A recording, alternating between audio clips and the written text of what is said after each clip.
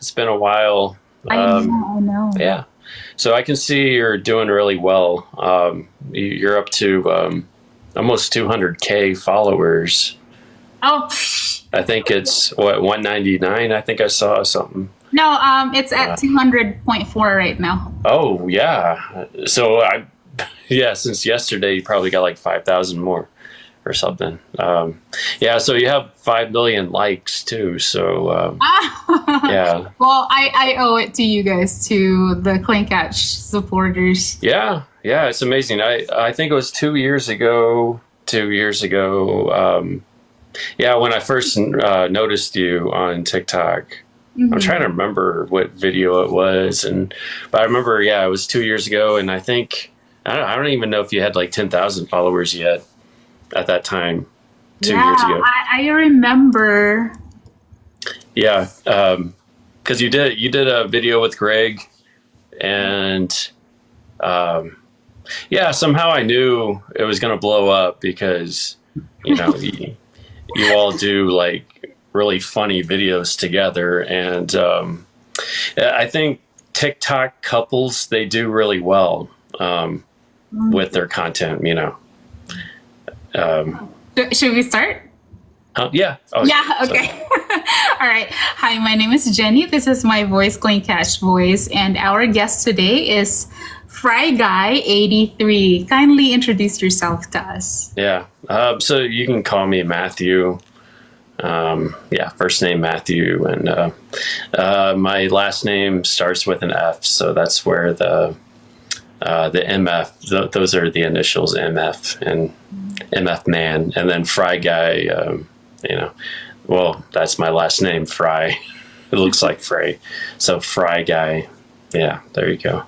When did you start here on TikTok? It was April of 2020, probably toward the end of April. I think I remember the exact date. It was like the 20th of April.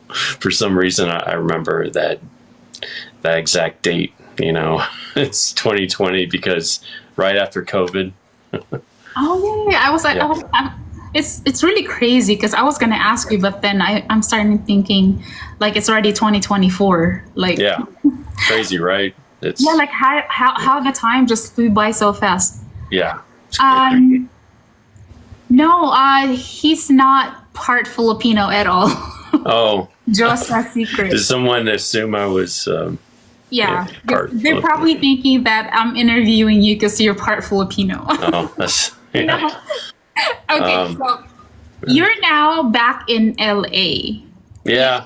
I know a little bit of your story, but our viewers doesn't. So where are you originally from? From the good old state of Missouri. Yeah, born in Kansas City, Missouri. That is, because there is a Kansas City, Kansas, which is a much smaller town. Kansas City, Missouri is actually a pretty urbanized, and it's pretty decent sized city. Although I grew up in a place called Cape Girardeau, which is closer to the St. Louis side of the state on the Illinois border. And I come from a small town. I was raised in a fairly small, town. So yeah, that's where I'm from. But you were assigned back to Missouri, right? Assigned. You mean in the military or? Military, yes. Yeah. So that was Massachusetts. I was there for. There's a lot of M states. There's a lot of. There's 7 states that begin with the letter M. Okay. Yeah, Montana, Mississippi, Missouri, Massachusetts, Maine, and Minnesota. Okay, Yeah, how about let's focus on the military side of your yeah, life. yeah. What made you decide to join the military? So I was actually 27 at the time. I was a little bit older, and I needed stability in my life. And I moved to Los Angeles originally to become an actor. And after 4 years of kind of struggling, I just really needed to pay. I couldn't really pay rent, so I was really just looking for a full-time job to really save money, And I was working at Starbucks at the time. Working at Starbucks I was making like probably $9 an hour, and I felt like I was struggling because I could put in like 40 hours a week, and when I get my paycheck, the taxes in California take so much of it out, and I was like, man, I'm just like scraping to get by. I kind of felt stuck. I needed to kind of do something temporarily, and there was this old gentleman. He was around, I think he was around in his 70s, and he was an Air Force veteran, and I was kind of venting about my issues to him occasionally. And one day he said, when I was a young man your age, I joined the Air Force, and that set me up for life. And he encouraged me to kind of look into it, and I thought that was an interesting idea.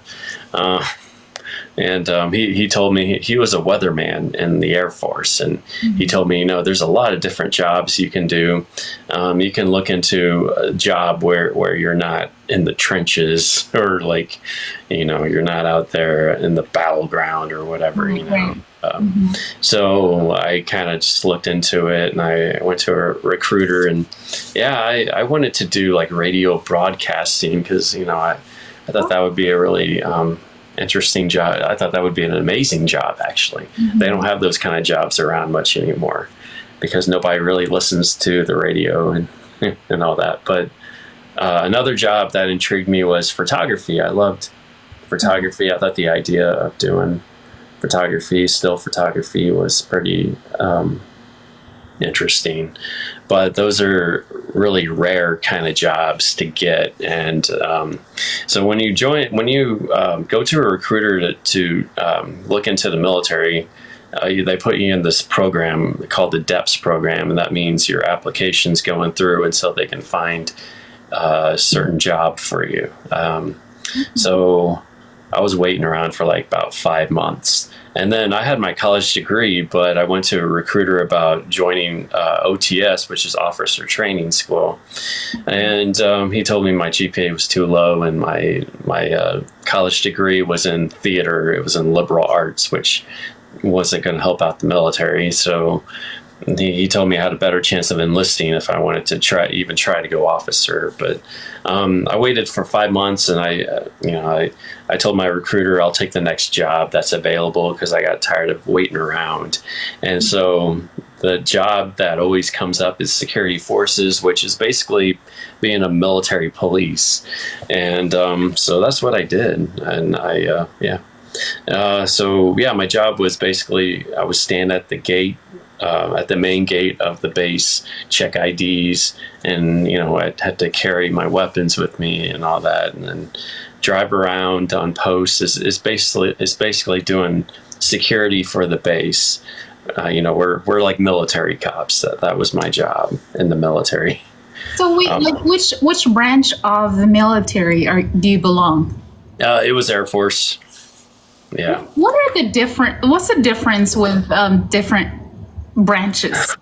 So the thing with because if I mention Air Force to someone, they automatically think I'm like a pilot, right? Because, that's what I was like thinking too. Everybody thinks that, and until I enlisted, I didn't really know all the possibilities and all the jobs. So in the Air Force branch, there's a lot of different jobs. There's hundreds of jobs that you can do, and the thing with the pilots are officers. So if you want to actually be a pilot, you have to go through what they call ROTC, college. You have to have a college degree, and preferably in like engineering or something like that, or anything related to aviation. You have to have a college degree to be an officer, and you have to be an officer to be a pilot, or you can try to get into the academy or any other way. So if you enlist, there's still hundreds of jobs available. So there's a lot of administrative jobs, like office jobs. The Air Force is known for having lots of jobs where you're sitting inside an office and at a desk or cubicle or whatever. You're still wearing your uniform, but that's all they do. They're pen pushers. They do a lot of paperwork. There's a lot of paperwork in the military. And some people do that their whole career, is just doing paperwork and stuff.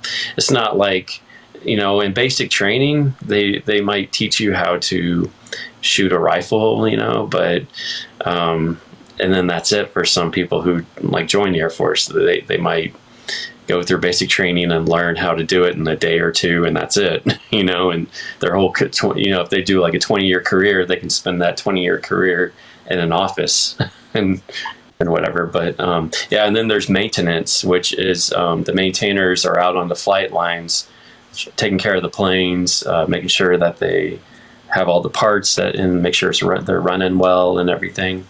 There's a comment here saying the Air Force are pampered. Well, that can be true to a certain extent, because in the Air Force is known for having nicer hotels and like better food than the Army or the Marines. It's known for that kind of stuff. My job as military police, as security forces, we were kind of treated the worst. I say we were treated like the Army, and everyone kind of looked down on us in a way, because, we're out on post and we're doing security for the base. And it's one of those things where, how, security officers and even cops, they're not really appreciated until you need them. So it kind of felt like that, It felt like, oh, I'm here guarding, checking someone's ID that I see, multiple times a day, or I knew when I worked the gates checking IDs, I knew I would see the people all the time that would come through, but I would still have to check every single person's ID, because that was the rule. And then people would just kind of give their sarcastic attitude toward us, like, every time it was cold outside, they'd be like, oh, stay warm. Or if it was hot outside, they'd be like, stay cool, or it was raining, they'd be like, oh, stay dry, defender. Don't blow away, if it was windy outside. So yeah, a lot of people gave us a hard time, leaving. We didn't really feel appreciated, but if there were a situation, God forbid, if there was someone trying to attack the base, or if there was an active shooter trying to come on base, we're the first line of defense for that. And then suddenly everybody's like, where's security forces at? They need to protect us, It kind of was that kind of thing, Okay, with everything that you said, like, would you say that you made the right decision? Well, probably it wasn't my top choice job. I think I would have excelled in a different career path, a different job in the Air Force if I chose to do so. And if I were to do it all over again, and if I took it very seriously, I would have looked into becoming an officer. If I would have been 18, knowing, okay, I want to choose the military as a career, I would have looked into ROTC and become an officer. And I sometimes I encourage people who are young and who want to do the military. I say, hey, look into being an officer. Try to look into the ROTC program, because they'll guide you through college and until you get your degree, and then you commission. And of course, as an officer, you get paid a lot more. You do have responsibility and stuff. But what I notice is the officers, they're so much happier too. Every time I see them come through the gate or whatever, they're so much happier. Their lifestyle in the military is just much better. I mean, again, they do have responsibilities, so you have to be very responsible, because you're in command of a bunch of troops, hundreds of troops and everything. But I feel like they kind of get treated better. If you're enlisted, if you're Army, you go in as a private. If you're in the Air Force, you go in as an airman. If you go into the Navy, you go in as a seaman. They call them seamen in the Navy. In the Marines, you go in as a I want to say corporal. I think you start out. I could be wrong. You start out, but anyway, so you're enlisted, and I mean, things have kind of changed in the military these days. They're not as hard on you anymore when it comes to basic training and stuff, but you're still kind of like at the bottom, and so you have to really kind of work your way up, and you have to hope to God that you get a good supervisor to kind of help you along the way. And my biggest complaint in the military was bad leadership, because there is a lot of bad leadership. Why would you say that? Because the morale can be very low, and I know in my career field, the morale seemed very low to the point where people just don't care anymore. So my first supervisor, when I got to my first duty station, she was horrible, but I don't think she really cared much.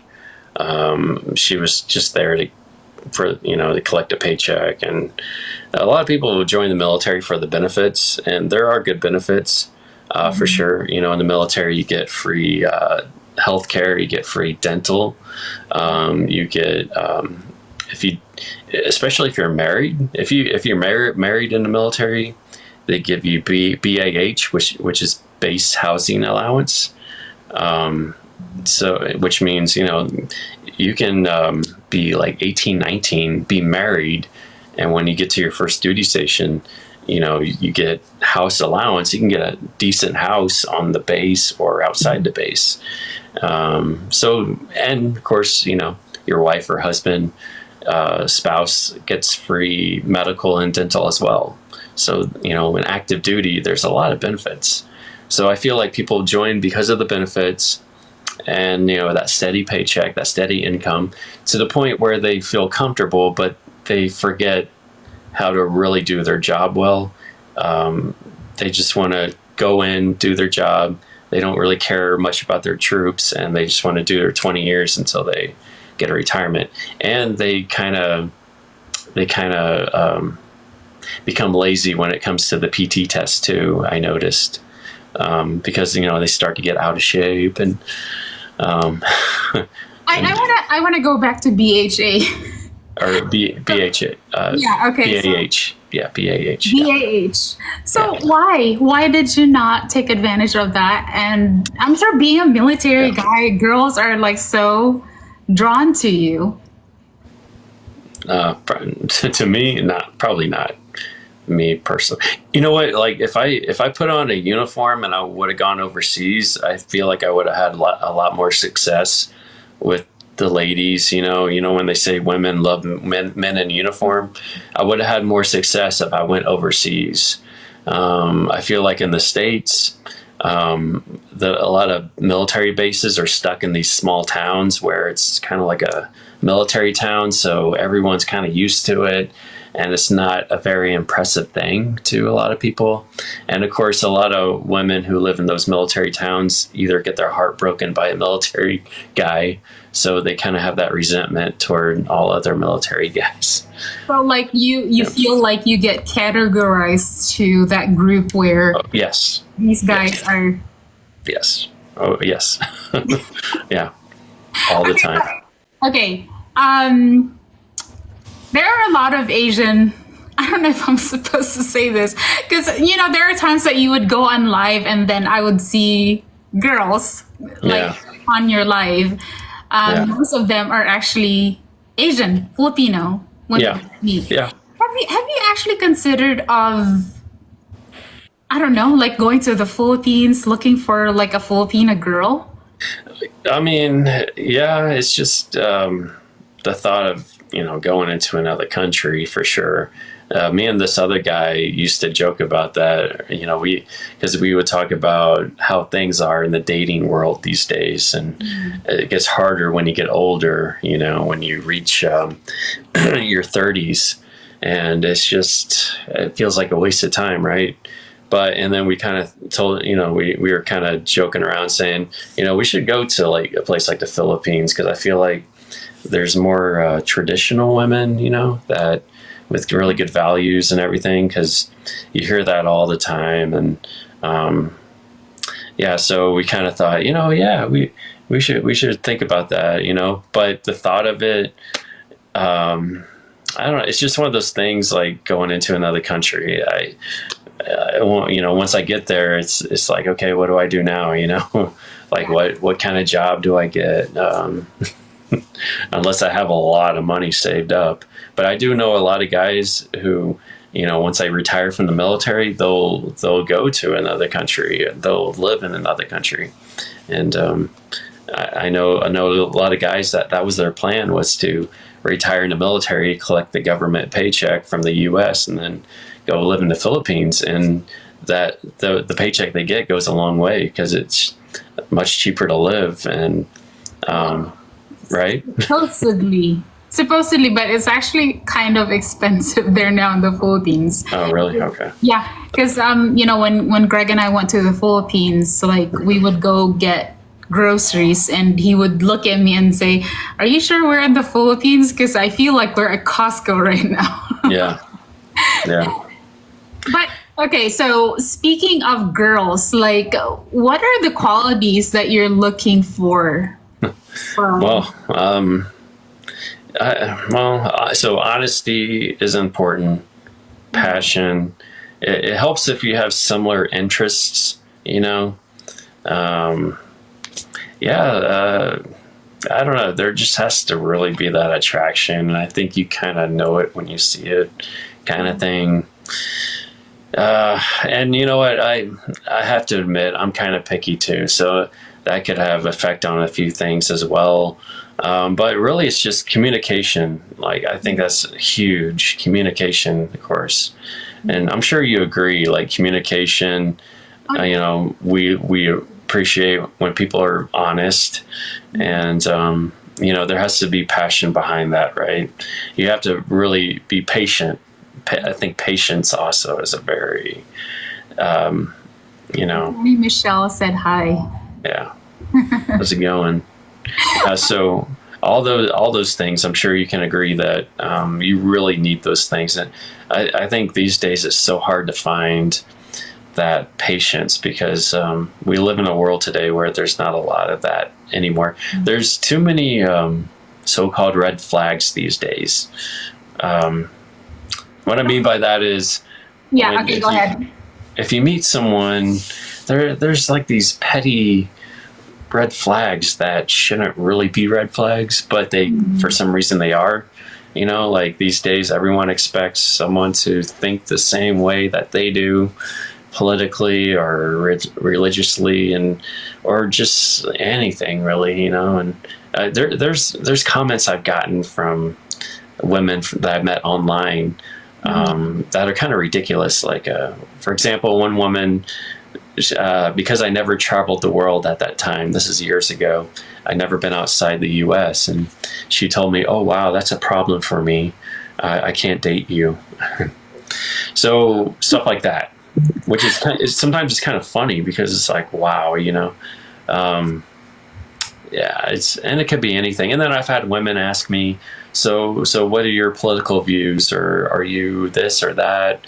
And I'm just kind of like, I tell them the truth. I'm like kind of moderate or whatever. And they're like, "Oh, so you're not, what I am or whatever." And I'm like, "I guess not." And they're like, "Okay, well, that's a problem for me."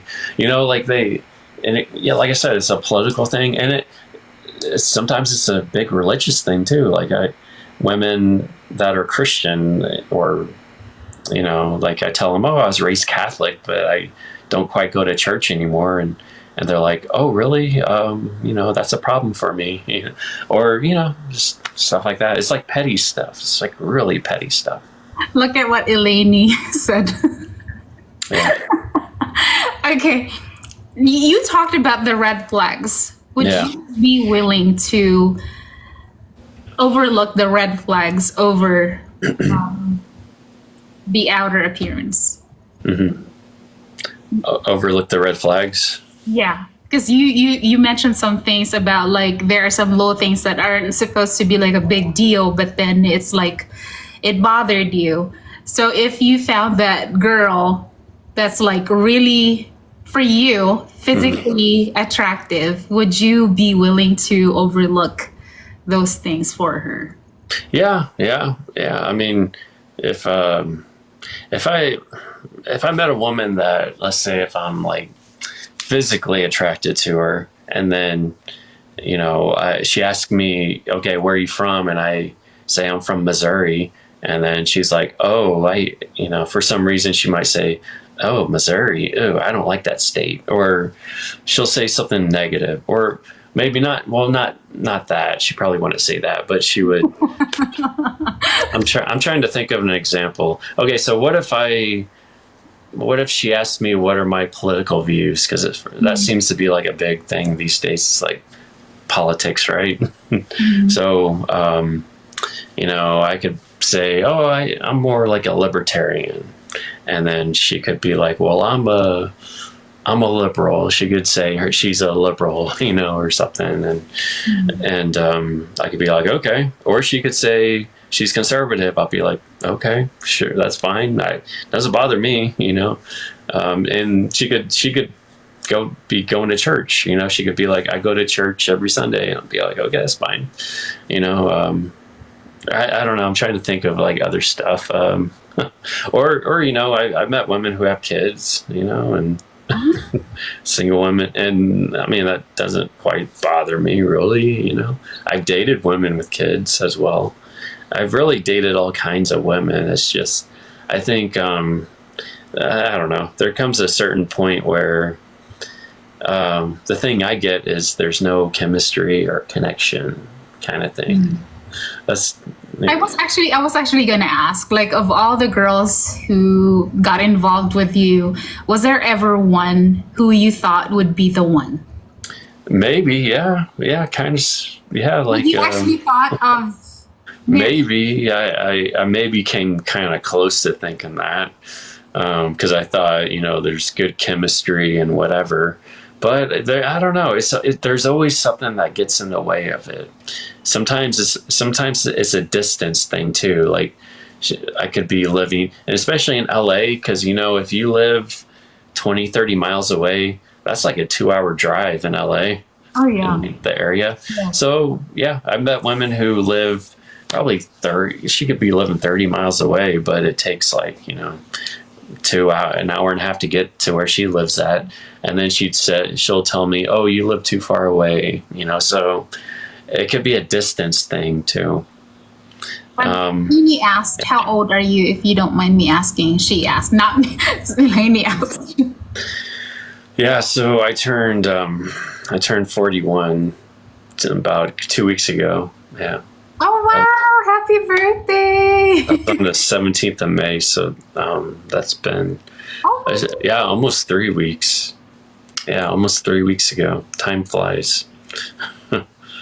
Yeah, like you and Greg are. I don't know if you guys have the same zodiac sign. Taurus. I'm a Taurus. Same. Same yeah. with him. Oh my gosh! Yeah, it's a good sign. It's a good sign. Yeah. So time flies. Right now, are you looking for? Are you with somebody? I'm just dating right now. I'm just kind of, open to that. So yeah, occasionally. Are you getting close to finding the one? I have no idea. I can't answer that. I have no idea, honestly. I don't really think these days, really. It just takes time and patience. I mean, I'm sure when you dated, you kind of been there too. It probably took a while, right, to kind of realize that until you thought, okay, this is the one. It doesn't happen overnight. It's just kind of. I think I would say it takes months. Like, I don't know how many dates would it really take to really kind of know, like for sure if you want to take it to the next level or not. Like, so you did mention that you've been with a few girls before, like relationship. Yeah. Like, what's your opinion about? Since you mentioned that, what's your opinion about finding the one? Based on the length of time that you you've been together? Like, do you feel like it's not really based on how long you've been together, or is it more like when you just feel that chemistry? Yeah, probably both. You have to feel that chemistry, and then you kind of have to. But I think that really all takes time, because, like I said before, like there's not much patience anymore. I think back in the day, many years ago, there was much more patience. So before online dating's tough because people easily swipe left and right within seconds. And then, like I was talking about, those petty red flags, you know. Yeah, like I said, someone can easily delete you off their dating app, and that's it before even meeting in person. But I feel like back in the day, you could meet someone in person and you run into each other day after day after day, and that kind of builds like a certain relationship where you start to develop trust, and among other things. Like I feel like a lot of people would date their coworkers back in the day, years ago, and even married couples, like how they met. When you hear stories of how people years ago, how they met, it was either high school, college, work. I can't really think of like, or they met through a friend or something, you know. So they were used to seeing each other on a daily basis. And it kind of, over time, I don't know if you ever met someone at first where you probably don't like them at first, but then let's say like a year later or so, you start to see each other every day. Then they start to grow on you a little bit, right? Kind of like it's kind of like a song that you heard at first, and you're just like, "What is so special about this song?" And then you hear it over and over and over again. So I get what you're saying. Yeah. So I feel like it's something like that. That's why I feel like some relationships were better years ago because of that reason. It doesn't seem to happen much anymore these days because everybody relies on the internet and online, and I feel like also another issue is people work a lot, especially in LA. It's very fast paced. A lot of women, they work long hours, a lot of hours, and that kind of gets in the way of trying to date as well. So, but if I feel like I'm the kind of guy where you really have to get to know me. You have to have patience.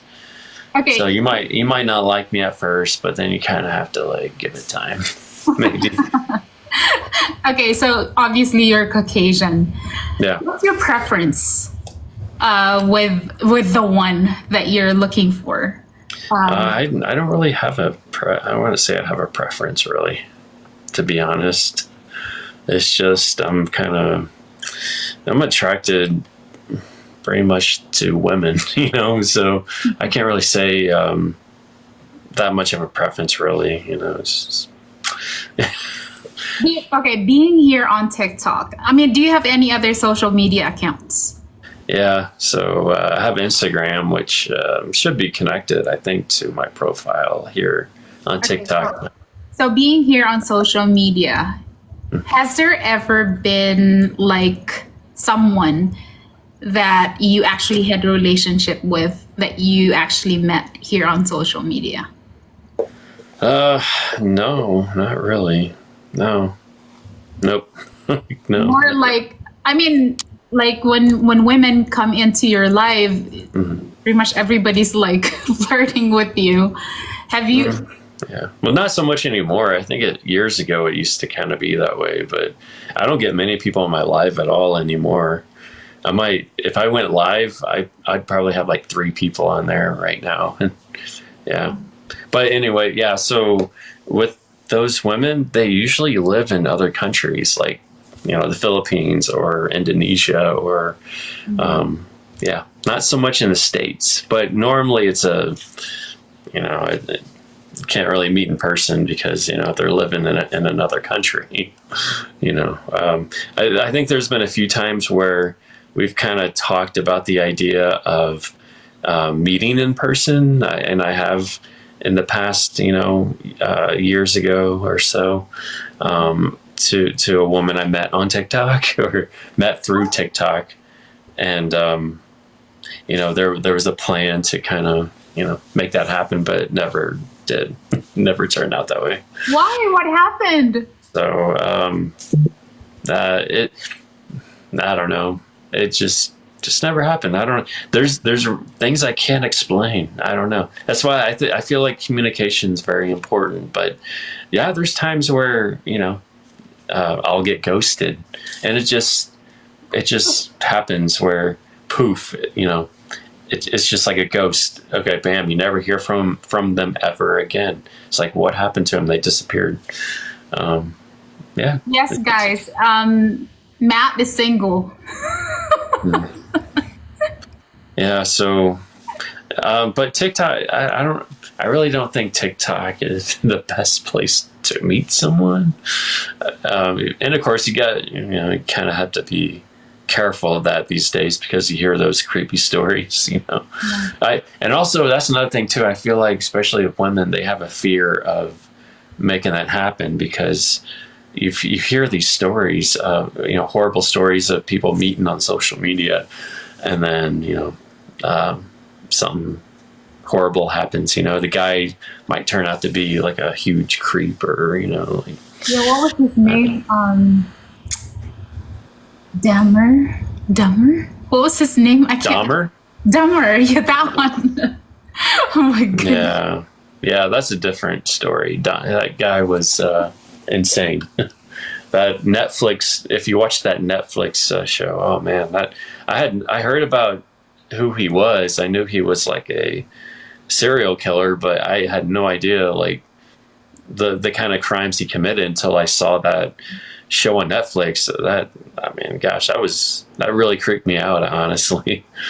Yeah. I mean, it was, the way they did it was really well. They did a really good job with that show, but it's like super creepy. Okay, let me go back to the military, because you guys all know that we have 4 boys, and I'm sure there are people watching right now who are considering of joining the military, or maybe their kids, their nephews, nieces, whatever. What would you tell them? Like, where should they start first if they want to join the military? Because you were talking about some of the things that you regretted of not doing or should have done first. Those kind of things. So, depends on what branch they want to join. And it really depends on their intention as well, because a lot of people will join the military for college, to money for college. Mm-hmm. If you serve 3 years active duty in any branch of military, you get the GI Bill, so college will be paid for, and you can go to college while you're still in. They give you up to, I believe it's like $4,500 a year to go to college, to take classes if you choose to do so. So, some people want to serve their country, and you get those patriotic type of people who just want to go in for that. So really, I think you have to ask them why they want to join, or what's making them join. And some people might say, they don't know what to do with their life, so they join the military for guidance and direction. So you have to kind of let that, I would ask them, what their intentions are behind joining. How about this? I'll give you an example. Yeah. Because it's probably not going to be, you're probably going to be biased. I don't know. But with all the branches of military, like say, for example, my eldest. So some people went to their school, and, like our eldest is like really physically fit. Like he excels when it comes to, I guess there's some Navy people who went there and they were so impressed that he did all these push-ups and, the whatever. So say, for example, with that one, like, would you say that Navy is a good place to?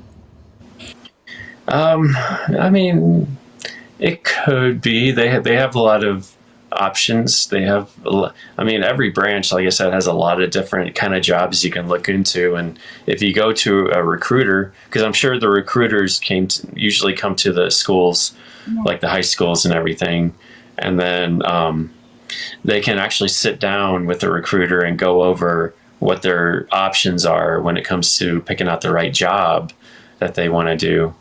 And I mean, I would just recommend look into all branches if you wanted to. You know, like you can go to a Navy recruiter, go to an Army recruiter, and go to a Air Force recruiter. You know, just check them all out. And okay. With what you know now, like if you can go back in time, which branch would you prefer to belong to? Gosh, that's a hard one. It depends. It depends if I wanted to be an officer, I think, or not. Okay. I mean, knowing what I know now, I would go officer because I don't know. It's more responsibility, but they live the good life, I think. Anyway, and it teaches you a lot of leadership skills too, as well. So. Yeah, I would recommend, hey, look into ROTC and getting your college degree and becoming an officer because you'll commission like straight after that. That's what I would try to encourage people to do for one. But I don't know. I'd have to be 18 again, you know, because when I was 18, I was very into working out and being physically fit and everything. So I think some guys, they want to show how tough they are by joining the Marines, because the Marines they work out a lot, and their PT standards are much higher and, you know, a lot harder. And also the Marines, I think they have some of the best bases to be at, because most of their bases are on the coastline, like in San Diego, or, you know, South Carolina, I believe. So they have good locations. Some Army bases have decent locations. Air Force bases, the only bad thing with that is they're kind of stuck in these small towns in the middle of nowhere, and there's not much to do, so people can easily get bored. And I think that's a problem with some people. If you're young and you enlist, and you get the one thing is you can't pick out your duty station. Like, you get assigned to wherever they want to assign you to. So you could be stuck in the middle of nowhere, and it can be kind of depressing to some. Are you more like introvert or extrovert, or? I'm more introverted. So maybe like the Air Force is more for it's better for Air Force branch, I guess. But well, I mean, there's a lot of options. It really depends. It really depends what the person's plans are, like what job they want to learn, because you can learn a lot of skills in the military. Like if you want to be like an electrician, you can join a CE, which is civil engineering. So, and they teach you like all the skills on how to be an electrician and all that. And some people joined the job I had because they wanted to be a cop when they got out. And, you know, Security Forces teaches you some basic things on how to do law enforcement, or, you know, all that kind of stuff. So those were some people's intention on learning the skill, because you do learn a lot of skills. Yeah, I don't know. I feel like all branches are, for the most part, have a lot of really good options, really nice uniforms. I think the Marines and the Navy have the best uniforms when it comes to that. The Air Force, yeah, it's known for having better hotels. Like if you go TDY, which is if you go to a temporary duty station for a week or a month or a few months, you know, normally they're known for having better food. They're known for having better hotel rooms. Why do you think that is? Huh? Why do you think that is? It's just, I don't know. It's just because the Air Force is looked upon as the smarter people. I hate to put it that way, but they call it the smarter branch because, and you know, their standards are a bit higher when it comes to You know, Letting people in to the branch. yeah, just because you take what's called an ASVAB test, and it kind of tests your skills on your knowledge and your education and all that. So yeah, the standards on that is a bit higher in the Air Force compared to like the Army or Marines. I feel like I heard the Navy holds their self to a higher standard too, as well. So yeah, and also medical is a big field too. So some people who want to get involved in the medical field will join, yeah, like any military branch to learn, you know, a lot of stuff about the medical field as well. Would you be okay to entertain this question on the comment section? So ever encountered discrimination in the field of work? Well, I wouldn't really say. I wouldn't really say discrimination, because in the military, no matter what race or religion or background you are, you're kind of all treated the same. You know, I mean, don't get me wrong. There are people who kind of, you know, they have their own beliefs, or they, yeah, you know, you get a few bad apples here and there who kind of, you know, they do discriminate, I guess you could say. But overall, you know, we're all kind of treated the same, and you kind of learn how to work as a team. And I feel like the military teaches you really well how to do that. You know, you have people from all over the country, you know, from all different areas of the country, different backgrounds and everything. And, you know, when you go to basic training, there's 50 guys who are forced to live in the dorm, you know, sleeping in bunk beds. So you spend those 8 weeks in the Air Force. It's 8 weeks long. So you're kind of forced to work as a team. So you kind of have to work together. And so, yeah. And when it comes to like your race or background, that kind of goes out the window. So it's not as bad. I feel like years ago in the military, obviously there's probably discrimination and all that, but nowadays it's kind of evened out. And especially, you know, like in the 90s, they had a don't ask, don't tell when it came to someone who happened to be gay. And I think it was a thing for a while in that time period where if you identified yourself like you were gay, then you got kicked out of the military. But of course, that doesn't happen anymore. And even if you're transgender, it doesn't happen anymore at all. In fact, we had to take these courses, or I guess you can call them like briefings, that talked about, you know, transgenders. You know, I remember that was like 7 years ago or something, because they made this rule where if someone joined the military, let's say as a man, and they decide while they're in service that they want a sex operation, the military pays for that. You know? Oh. Yeah, so it's gone a long way from the 90s where they had don't ask, don't tell, which was if you were gay, you don't talk about it. You know, it's under the radar. Mm-hmm. But then I think it was 2010, around that time period, they got rid of the whole don't ask, don't tell, and they made it, you know, simply, okay, if you want to come out, if you identify as gay, you can verbally be proud of it, or whatever, you know, you can celebrate it, and then, yeah, people have to accept and deal with it, you know.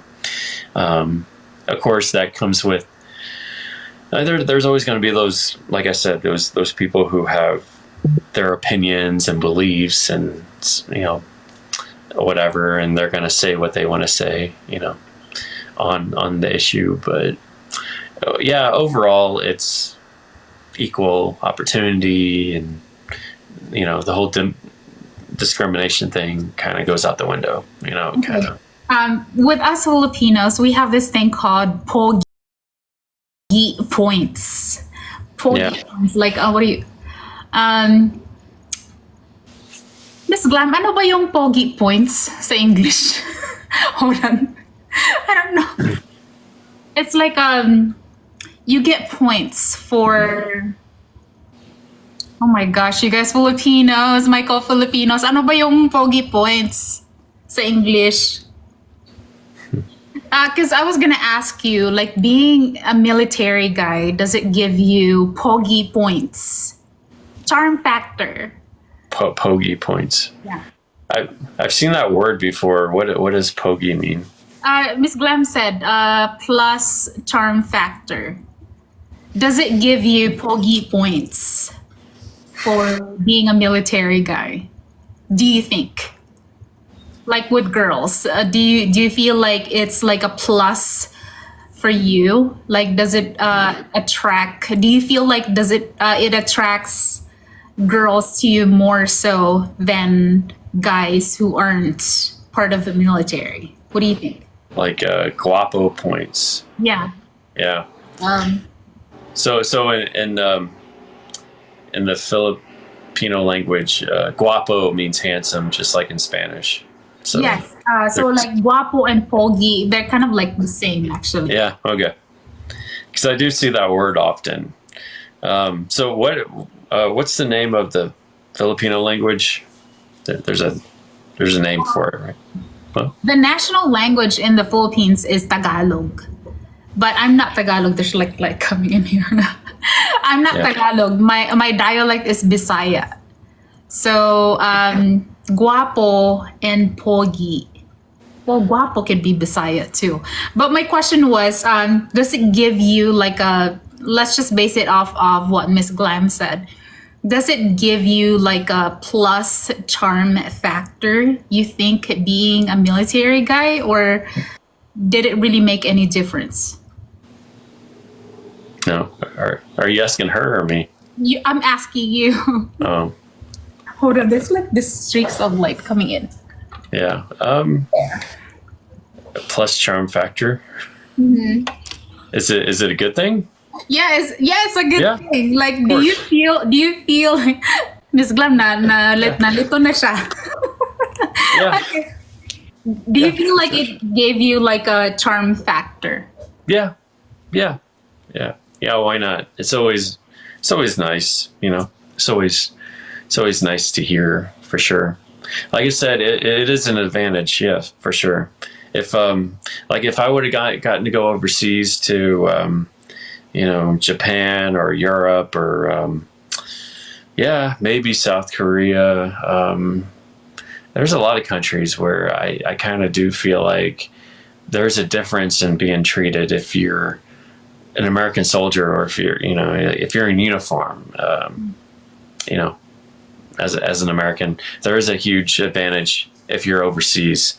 If you're here in the States, not as much, Ironically as that sounds, because I feel like, and I don't, not to sound negative, but in this country, depending on the area you go to in this country, there's a lot of things taken for granted. And like in Los Angeles, it depends I don't know. You never know. I feel like Los Angeles is not a very military friendly city. But if you go to the Midwest or South, you're more likely to meet people who show an appreciation for men in uniform. Yeah. So. Okay, so you're in LA. Are you thinking of? Yeah, I'm in Torrance. So I moved about a couple months ago. In April, I moved to Torrance.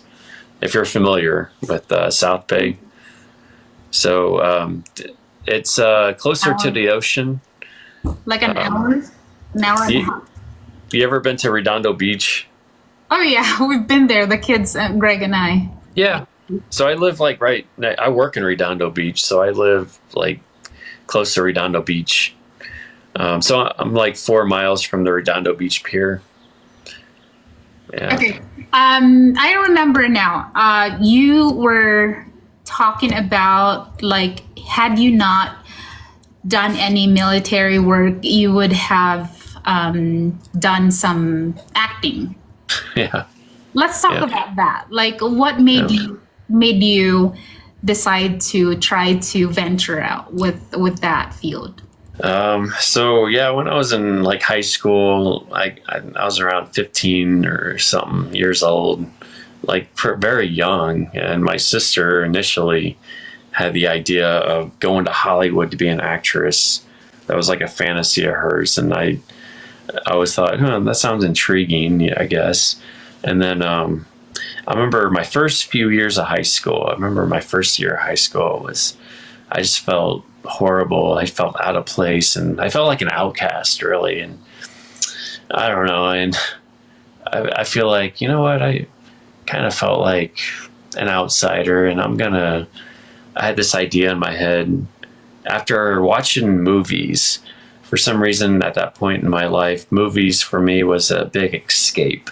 It was an escapism into another world, something that was more positive, adventurous, and all that. So I got in my head that it'd be nice to really be in movies, Yeah. be an actor in movies, and I thought it was an easy thing because I'm like, these people are speaking lines in front of a camera. It's like I can do that. So I thought of this crazy idea for a while, like how do I get into acting? And just kind of happened when I was around 15, and it was more for the superficial reasons. Like, I want to be a movie star. I want to be famous. I want to show people in high school that I made it and I could be somebody. So that was the main intention at first when I was like 15 years old.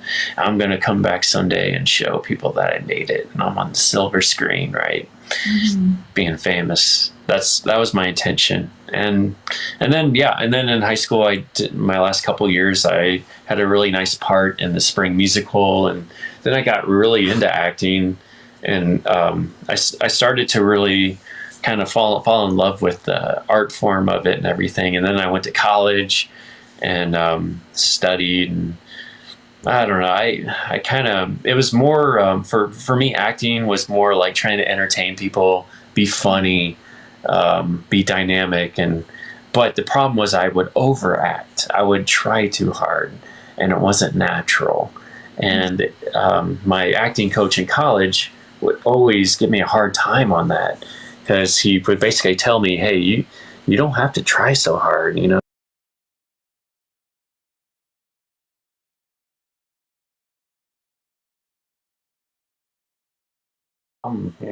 I'm funny,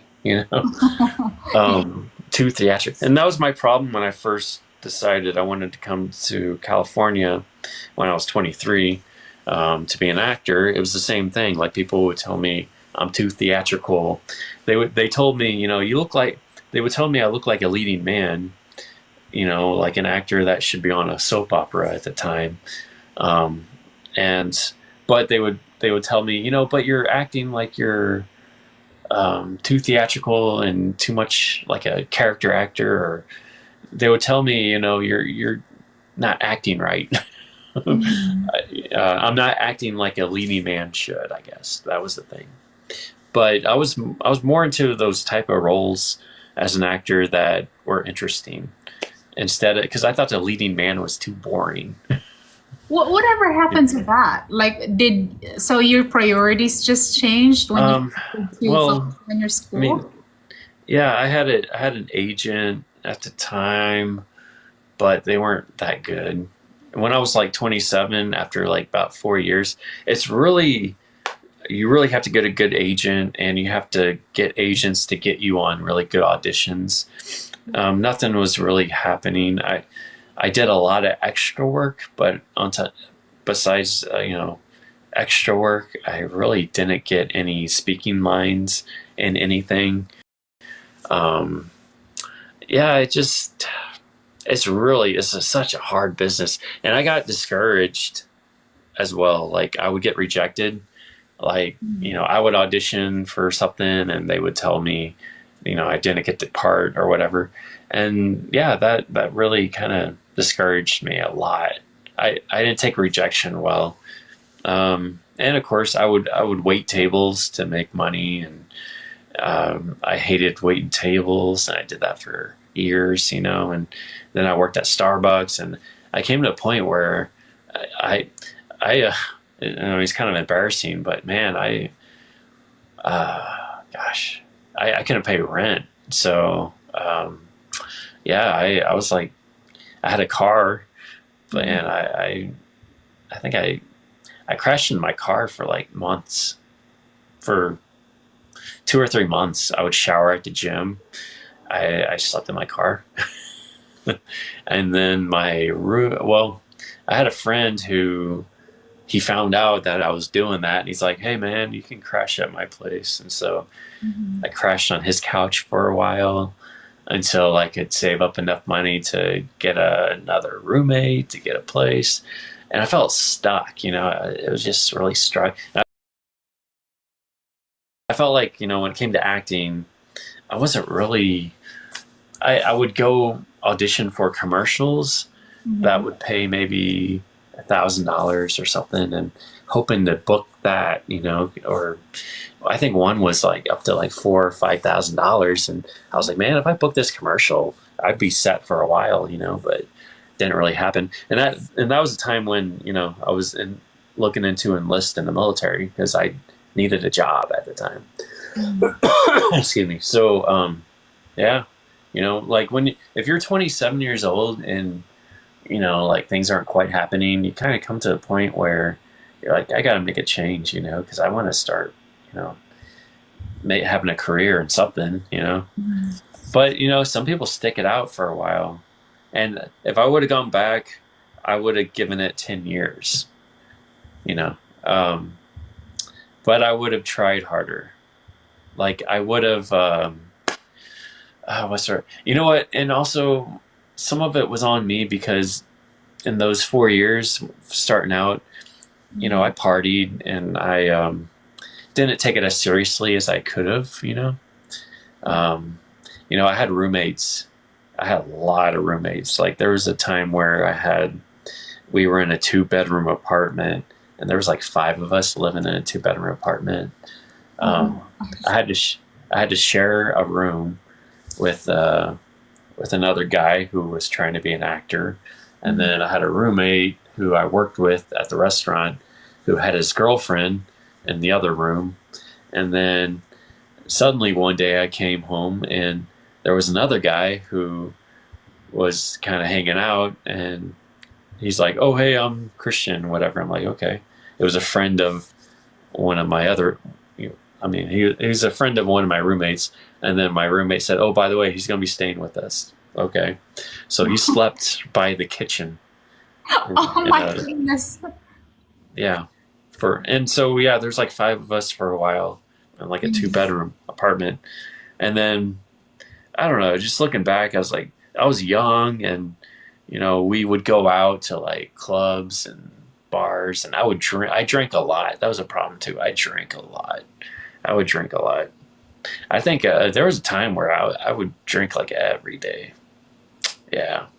So at the same time, I wanted to be an actor, but at the same time, I wanted that fun lifestyle, So I could have taken it much more serious than I did. Yeah. If you can go back in time, like 10 years ago, like what would you have done different? 10 years ago, so I would have been 30 at the time, or 31. Yeah. 10 years ago. Gosh, I would have to give it 18 years if I could be 23 again. But 10 years ago, I just got out of active duty from the military around that time period. So 10 years ago, I was still in New Mexico, and I had like 6 months left until I was about to get out of active duty. So my plan was to come back to California, and I was wanting to, get back into acting. I was wanting to join a comedy improv, like the Groundlings or something. I considered Austin, Texas too. It was either move to Austin, Texas, or back to Los Angeles at that time. But also the GI Bill. Like I wanted to use the GI Bill for something because it's free money to go to. In my case, it would have been grad school because I had my degree, so I thought maybe I could go to grad school and use my GI Bill or something. Yeah. So 10 years ago, gosh, I don't know. I Another problem with me is I'm indecisive too. Like, yes, I would love to.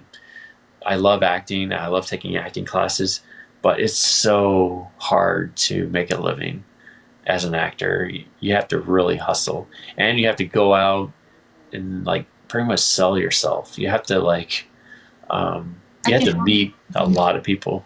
yeah. I'm not good at meeting people because I'm an introvert, and I I'm, I don't know. I'm uncomfortable meeting new people because it's just one of those things. You mentioned something earlier about your sister. Are they also in LA? No, my sister's in Kansas with her husband and kids. So yeah, she's in the Midwest. Yeah, living the simple life, and she's a second grade teacher now. So Wow. yeah, they live kind of like out in the boonies, or like out in the country. Yeah, they live in this old house that my brother-in-law inherited from his grandfather. So they have a good amount of land. Yeah, so yeah, they're in the simple life in good old Kansas. And my mother, she's in Missouri, so they would never come to California. That's just not their style. So It's too city-ish for them. yeah, I don't know. They would well, maybe my sister would maybe visit someday, but they've never took the time to visit. Well, um, I don't know. It's one of those things where I think they're so busy. My sister's busy with her life and all that they just don't have a desire. And of course, she would say, "Well, we can't afford it" and all that. So it's one of those things.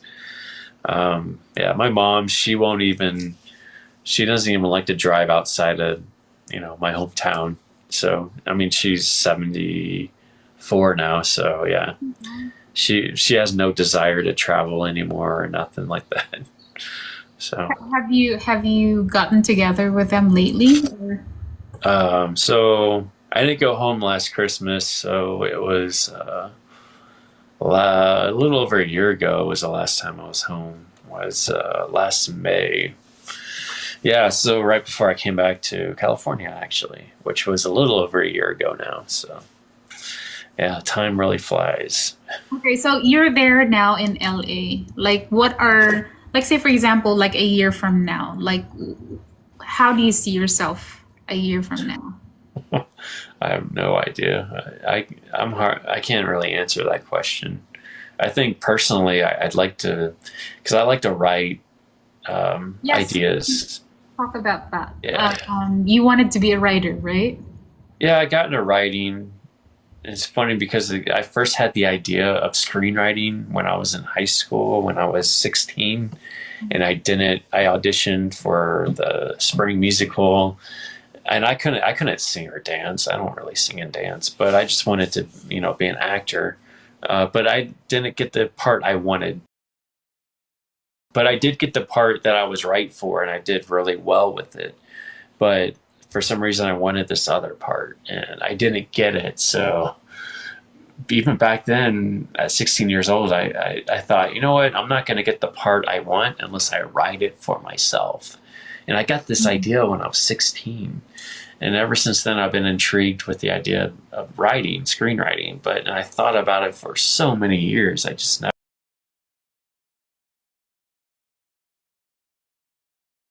never did it.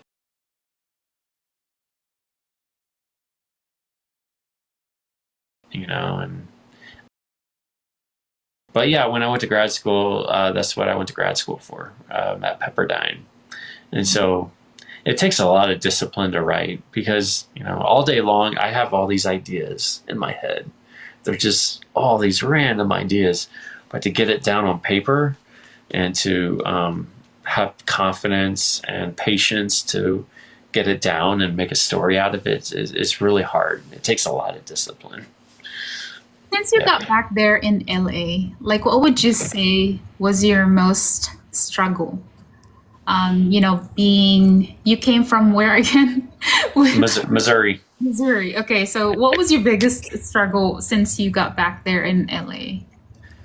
Probably the cost of living and Oh yeah, like other than that, we all know LA is expensive. yeah.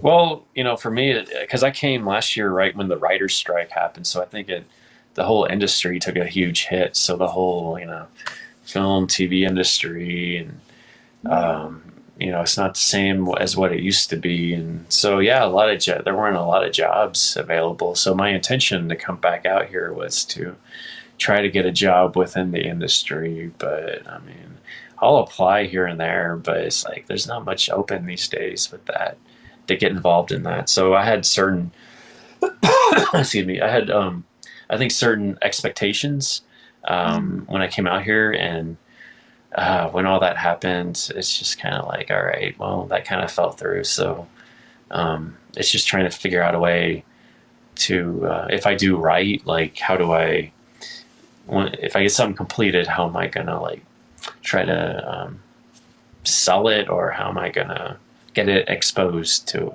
and all that without knowing the right people? Because you really have to know the right people. But I don't know. I can't really get away into the industry.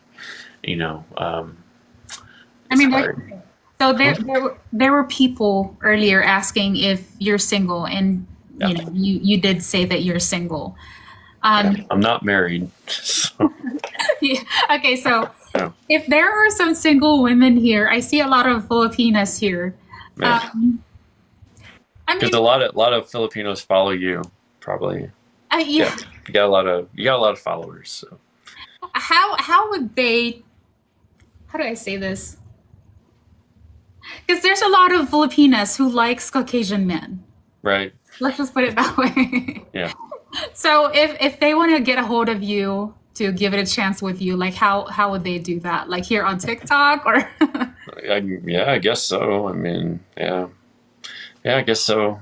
TikTok. I guess you can't go wrong. You can DM someone on TikTok unless they have their settings private and all that. But yeah, TikTok or I guess Instagram, because my Instagram is on my profile as well. So, but yeah, that helps out as well, because I've tried to make TikTok videos that have my YouTube channel. So I'm trying to get subscribers to my YouTube channel, which I saw that you do pretty well on YouTube as well, because you post your TikTok videos on there, and you seem to do very well on that as well. You gain an audience. We do our best. Yeah. I find that I would say that YouTube is a lot harder to Really? penetrate. Yeah.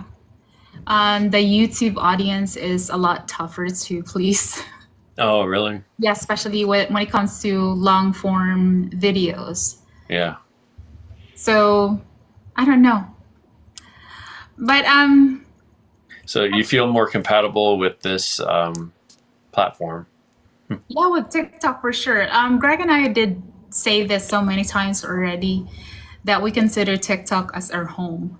Oh yeah, yeah. So this lady, she follows me, I believe. She says I like singing Elvis. Yeah. So it's been almost 4 years. It's kind of funny because I used to do these videos on TikTok where I had a puppet for a while. I don't know if you remember. I had a puppet that I would use on my videos, and then I tried dressing up as Superman to do some content, and then because you have to find your niche on TikTok, Yeah. right? So I was really trying to find my niche, and then I had this idea of buying an Elvis costume, so I did that. And then I would do things where I would make videos of myself dressed as Elvis and singing and dancing or lip syncing, and then I would do live. I would go live as Elvis and sing songs or dance and entertain. I did that for a while, and I would get a lot of people on live, but this it was like almost 4 years ago, so it was a little bit different, like the Algorithm. algorithm and everything just seemed different. And yeah, I used to get like hundreds of people on my live, and they'd be entertained, and I would get more followers and all that. But yeah, and then after a while, I quit doing that because I wasn't getting as many followers. I had like this crazy, um, I don't know. She wasn't like really a stalker. She was some crazy lady that came on my live almost 4 years ago. Well, Uh-huh. after I was doing all the Elvis stuff, and I don't know. He was so drawn to you, to your Elvis acting. Well, nah, it wasn't that. I think I had it because I remember I would go live, and I made the mistake of going live drunk, and Oh, no. and then she said something to me, and I said something to her, and um, I just. yeah, because she was like a troll, Mhm. and she got really upset. So then she like tried to say all these bad things about me and blah blah blah, whatever. And then so I had to deactivate my account Oh for my like a week, and then uh, yeah, and then she made these videos like about me, like on her. Like she would make like new TikTok profiles and like start saying all these bad things about me, but eventually I got those taken down because her account finally got deleted. God. Um, but yeah, like I don't know, she was just kind of crazy. So there was a moment where I took like a little, not much time off. I think like a week or two off, and I started like a new second account. But Mhm.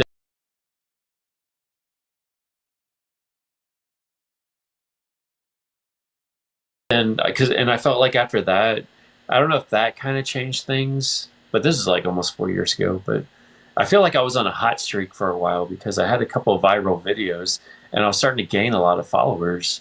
And Mhm. once you get like a viral video or two, you start to gain like a lot of followers and stuff. Um, and then I feel like okay, when I took like a week off, I felt like it made a huge difference in um, the views I was getting or whatever. But back then the views were much better. And then I don't know, seemed like in the last year or so or whatever, there's not many views anymore. Or, like me personally, I don't get any viral videos anymore. Um, so and if I went live, and let's say if I did put all this effort into putting on a costume and entertaining, I mean, I might get like three people or two people on my live, and it's just kind of like, all right, But if there's like 50 people or 100, then yeah, it's much better, But yeah, Being here on social media, do you think it helped you cope with your, I wouldn't exactly say disappointments, but the things that you're going through? um, like what, like depression or what? Yeah, that one. Because Yeah, I don't want it to come from me because yeah. I mean this is your interview, but there's been several or like a few live streams that you've done, and there was even this one time, right? Like Greg and I went up to your live. Oh yeah. Yeah, and we talked to you for a little bit, and Uh-huh. Trying to remember when was. Do you remember when that this was was? last year. Last year. So was I in California yet? No, you No, weren't in California yet. Massachusetts. Yeah. Okay. Hmm. Do you think it helps? Being Yeah. on social Yeah. media. Yeah. It's good to communicate for sure. Yeah. Mm. Yeah. It's good to communicate. For me personally, I don't have family out here. So yeah, there's a sense of isolation, I guess. I mean, there's a couple guys I hang out with here and that I still knew from before out here. The only thing is like, a couple of them have families.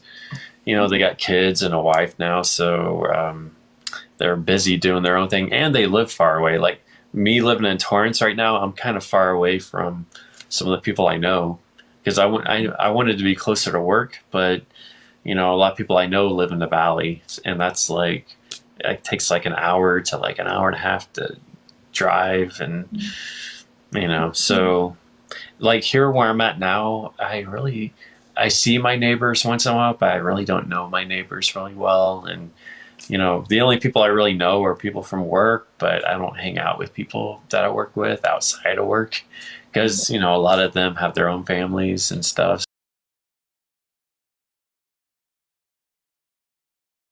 So it's not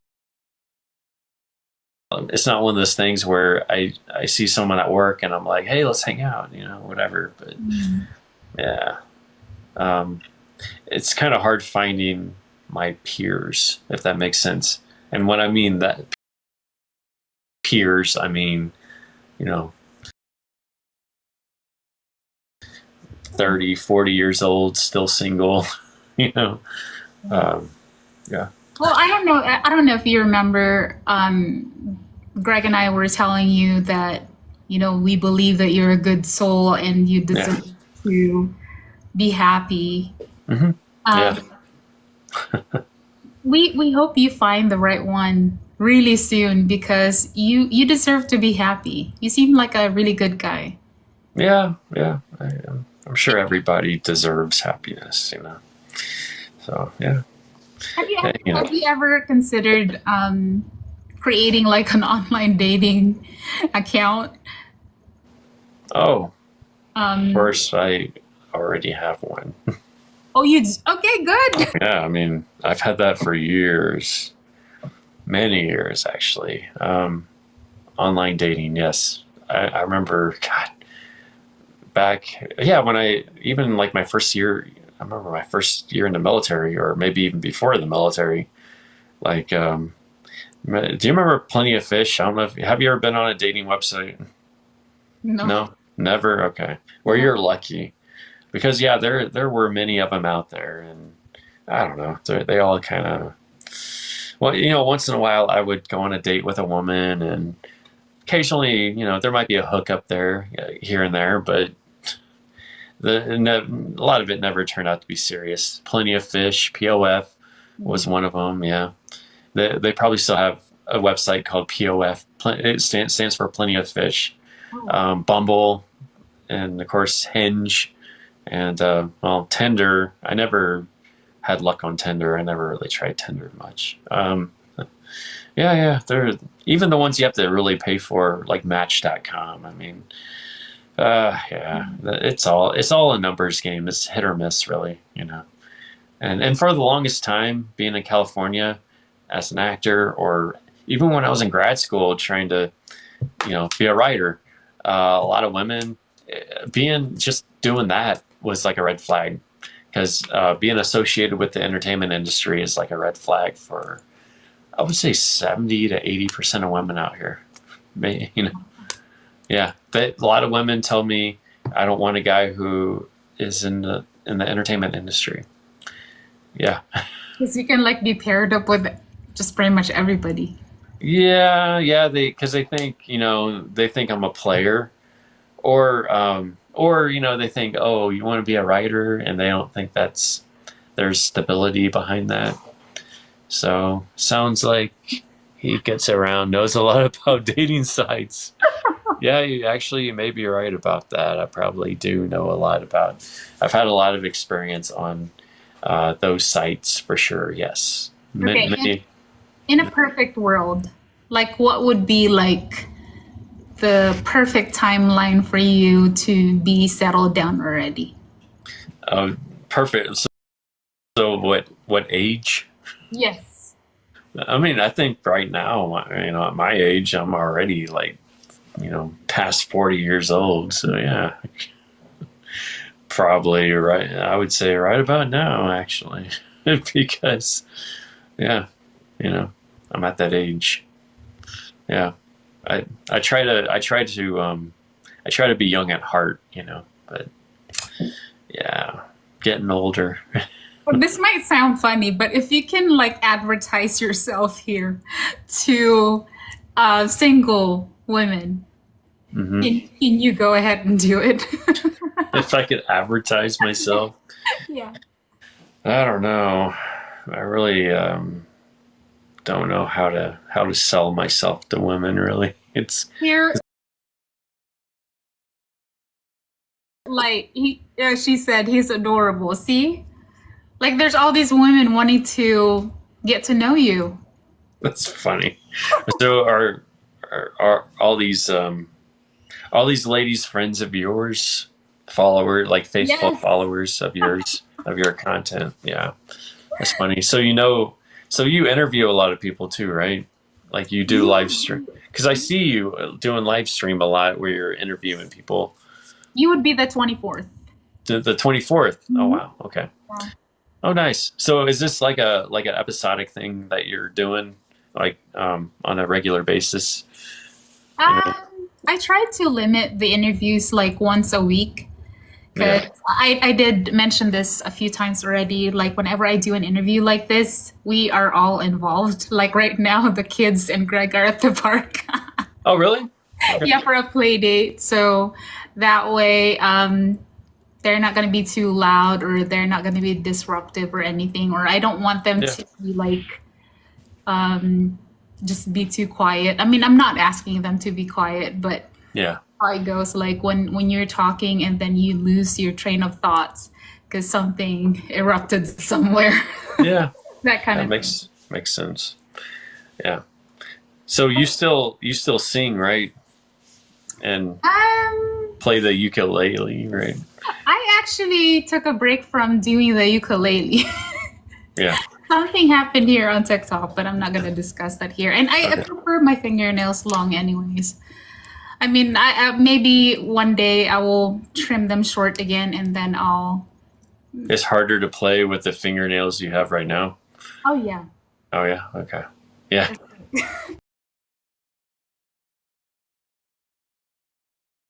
Using it like as a guitar pick, you know. It's I thought guitar players kind of need, you know, if they're not using a pick that they need to you know. Well, the pick is different, but Yeah. the one that you're using to like press on the strings, you can't do that with long fingernails. Yeah.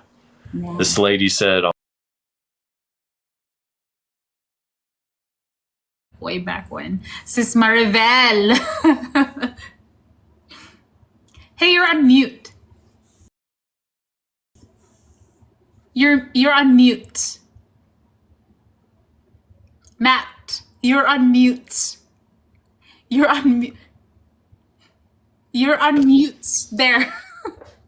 "Oh, was it? Oh, You're muted. I had a friend calling me real quick, but nah, that is that why I was mute? I don't know. But you were Okay, it mute might have been. for like a few seconds. Yeah.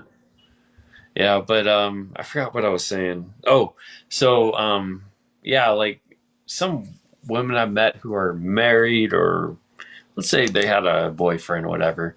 I feel like I had more chemistry with those women for some weird reason.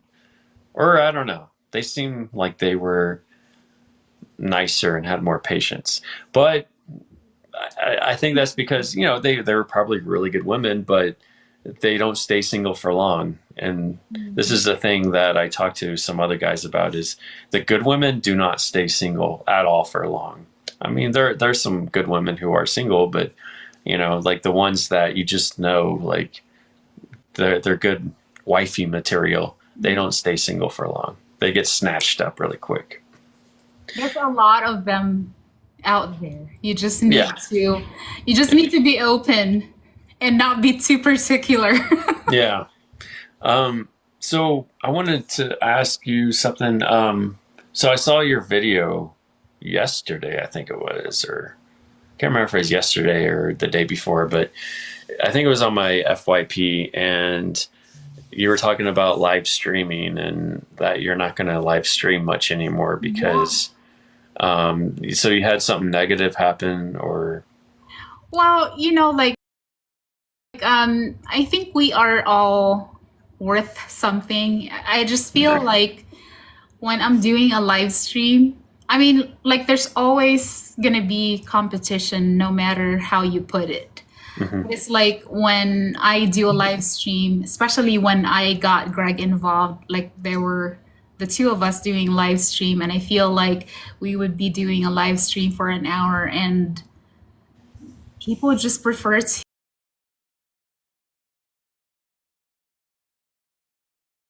to watch Backdoor, or like they would say things about like how we're doing the live stream. So I feel like it's it's not worth it for me to put the time and effort. As much as we love doing live stream because we get to interact with our friends here on TikTok.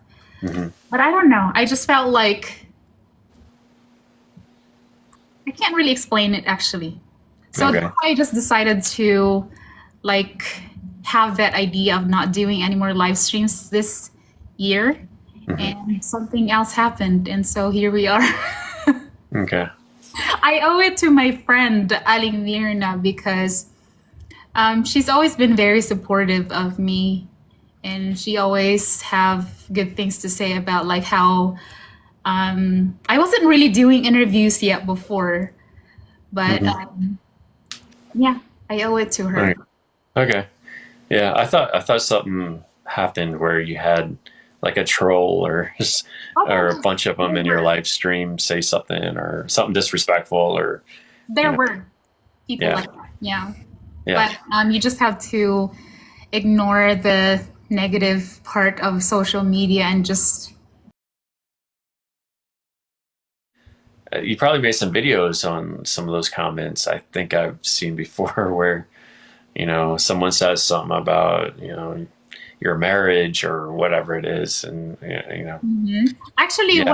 when we first started the live stream, I don't know if that same person is still here watching.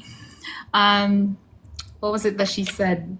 Because we don't have a relationship with men for green card. That's Oh like yeah. typical. Did you see that earlier? Yes. It's like a typical thing that the Clean Cash channel pretty much gets attacked about. Yeah. I Yeah, mean, because yeah. our content, 99.9% of the videos that we post here, I'm always with Greg. I mean, Mhm. I'm as brown as can be.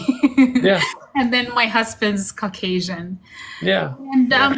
I don't know why some people have this immediate perception or Hmm. like this judgment that, oh, like you are married to him for a green card, or Yeah. it's just going to be a matter of time before she leaves you for somebody else. Like, I Yeah. don't understand why people would just jump into that conclusion without even knowing who we are as people. I mean, they're judging us based off of what they see on screen, Hmm. and I don't Yeah. think that's fair. But then that's the thing too, is when we decided to be on here on social media, it's one of those things that we already kind of accepted that that's what's gonna happen, because even Yeah. with social media, when we meet people, like say for example at church or like at the grocery store, or even like when I first got here, Mm. one of his friends said that, did you, what was it that he said? Um, are you a mail order bride? And I was like, wait, is this like a nightmare? Like, did you just really? But I didn't tell him that. But I was like Yeah. thinking in my head, like, did you just ask me that? Like, Yeah. please. Yeah. There are stereotypes. Yeah. So that's true. I can see. Yeah. People just do it to be funny. People do it for attention. They just want to get under your skin. A lot of people they're out there on social media to just they want to spark a certain reaction. And I get people like that as well on my content as well, like leaving comments about men or about the military or whatever it is. But Or the 90-day fiance. 90 Day Fiance, yeah, so that's always the stereotypical thing. As much as that show was actually Pearl Light, as much as that show was actually very entertaining, I kind of like Yeah. despise that it existed, because then there's more people who are now thinking, oh my gosh, okay, so that's how they do it. So these women are leaving their American guys for this thing. That kind of situation. I don't know. we're all different from each other. That's the thing, is that it's not just the Filipino women. It's not just the Asian women. I mean, it could be like different nationalities. It's really Yeah. about the person. Yeah, that's true. Not everybody. I see. The only thing people really see, or a lot of people see, is what's on the outside, the color of skin or whatever. Yeah, nobody really takes time to kind of know the person, who they are, or what their story is. So yeah, it's and that's one thing I hate, why I don't like meeting strangers is because I don't like judgments. It's like, I don't know. I don't like. It makes me uncomfortable. It gives me anxiety. But you kind of have to like get past that. But I'm only comfortable with people who kind of really know who I am. As a person, I'm very comfortable that way. But going out, meeting strangers, whatever, it's like there's all these judgments that come But up. hey, in order for people to know you, you have to open up to them. Yeah, you have to open up, and I get all that, but I know at first, there's all these judgments that pop up, but then, like I said, like I was saying before, like it really takes patience, for someone to warm up, I guess. There were some people who commented, even since we started the live stream, there were people asking who you are. Um, it's almost like they're wondering, is he a celebrity or something? Like, why are you interviewing you? Okay, the reason why Yeah. Fryguy is here is because I want him to share his military experience. And another thing too is that Greg, my husband Greg, and I want to help Matt find his Filipina girl. You're so Cool. okay. So DM him. Let's help him find the one. You're so funny. Yeah. But this has been nice. Thank you for allowing me to do this interview. It's kind of like a chill interview, actually. This Yeah. is not the first time that you were up here. You've been invited to this live stream before. Well, it's different because Yeah. I was with the other girls. Actually, Miss Glam, the Glamma Mom 8. Yeah. She was part of that group. Oh yeah. We were helping you find that girl. Oh yeah. It's funny. I remember that was what was that, last year? Was it last year when Yeah, with Athena, Miss Glam, that one, Glamma Mom 8, and Tegan. Yeah, yeah, that was that group. that was funny. Yeah, that was kind of funny. That was a trend for a while last year where you were like, "Hey, come up to our live stream," and whatever. That was kind of funny.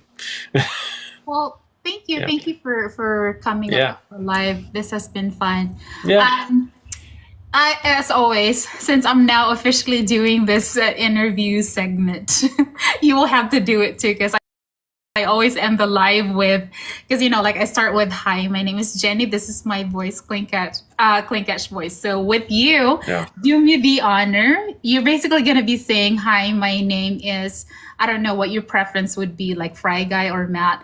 This Yeah. is my voice, and then you can say whatever you want to say about yourself. Yeah. Okay. Okay, go.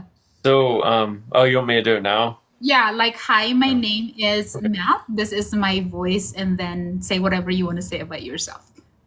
Okay. Yeah. So, how you doing? My name is Matthew. You can call me Matthew. And I'm from the good old state of Missouri, originally from the Midwest. And yeah, I